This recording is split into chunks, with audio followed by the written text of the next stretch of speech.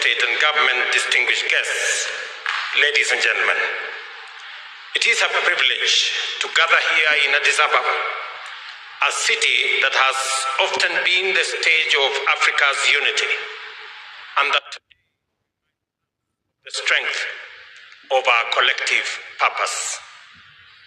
I thank Ethiopia for its generosity in hosting us and for carrying forward the spirit of Nairobi into this second Africa Climate Summit. 2 years ago, I had the honor of welcoming you to the inaugural Africa Climate Summit in Nairobi. Then, we looked ahead to a future of possibility, of global collaboration and resilient prosperity and inclusive growth for Africa. In Nairobi, we introduced a bold new perspective of Africa as a continent of opportunity and source of solution, not just a victim. We framed climate action not as a burden, but as a driver of economic growth, transformation, and job creation for African communities. Together, we adopted climate-positive growth as our development paradigm. In doing so, the Nairobi Declaration established Africa not only as a partner, but as a power in the emerging global order. 2 years later, we have come a long way. Our potential is recognized, our voice is heard, and our solutions are being deployed. From green infrastructure and climate-smart agriculture to landscape restoration, waste management, and even cutting-edge technologies like direct air capture. Across the continent, African entrepreneurs and communities are innovating and building resilience from the ground up. Yet, while progress has been made, the world around us is changing fast. Global interconnectedness is deepening, but so too is the temptation to retreat into narrow self-interest, transactional partnerships, and short-term gains. Too often, commitments are broken, and international solidarity is dismissed as weakness, precisely when the scale of climate crisis demands enhanced cooperation, not less. The truth is undeniable. No nation can solve this crisis alone. Only through bold, united, and sustained collaboration can we avert climate catastrophe. Isolation is not a winning strategy. It is courting failure. Acting alone, we will squander time, waste resources, and forfeit the future. These realities compel us to remain steadfast in building a modern, green, and inclusive industrial base here at home to secure Africa's rightful place in the global economy and to foster the solidarity needed to confront climate change. Ethiopia, as a host of this summit, has rightly placed the emphasis on implementation and finance, moving from vision to action. Realizing our vision of climate-positive growth requires action on two fronts. Africa must exercise its agency decisively, urgently, and coherently. And the international system must dismantle the structural barriers that continue to hold the continent back. Both demand deeper collaboration. Africa is already stepping up, nationally, regionally, and internationally. We are putting in place policies that attract investment, reward innovation, and ensure fair value for our resources. Increasingly, we present a united African voice in global discussions. We are also bridging previously siloed debates, including linking debt, fiscal space, nature, and climate to craft systemic and coordinated solutions.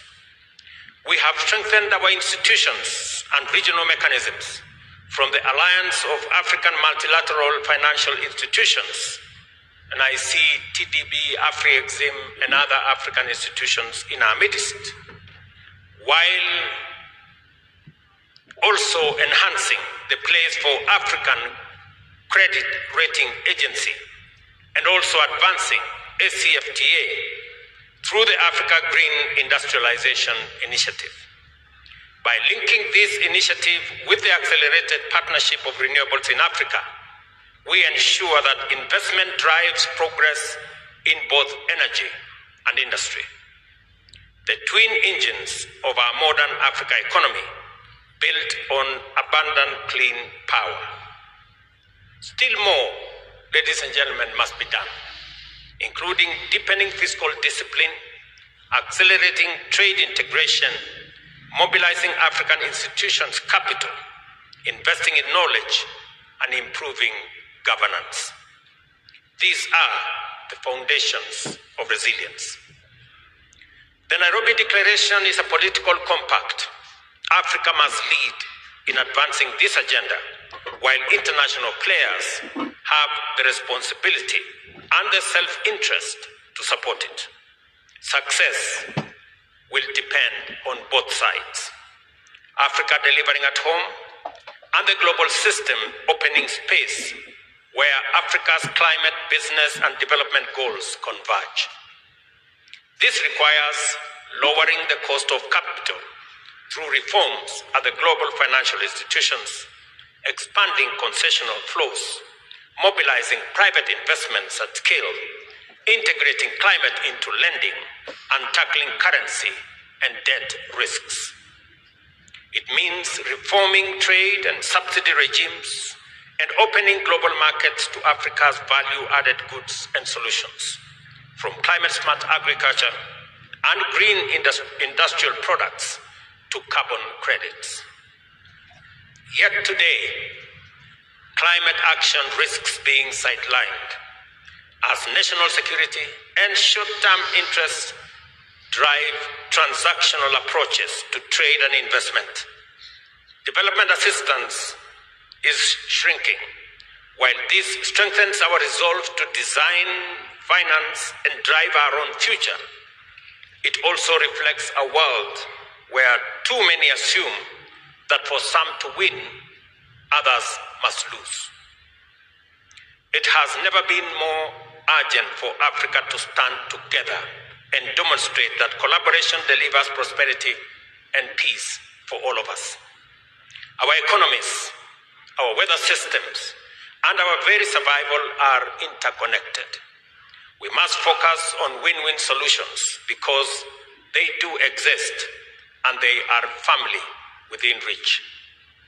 That is why we are here to celebrate our achievements since the first Africa Climate Summit in Nairobi, confront challenges with unity, hold ourselves accountable, and inspire one another to greater action.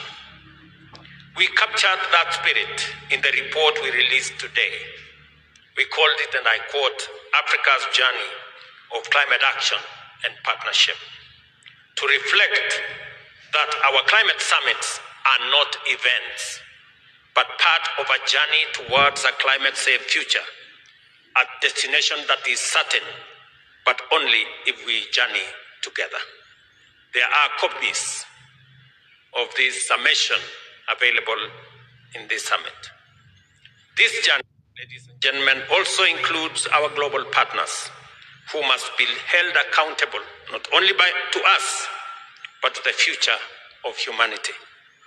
From this Addis Ababa, home of humanity, our ancestors ventured into the world.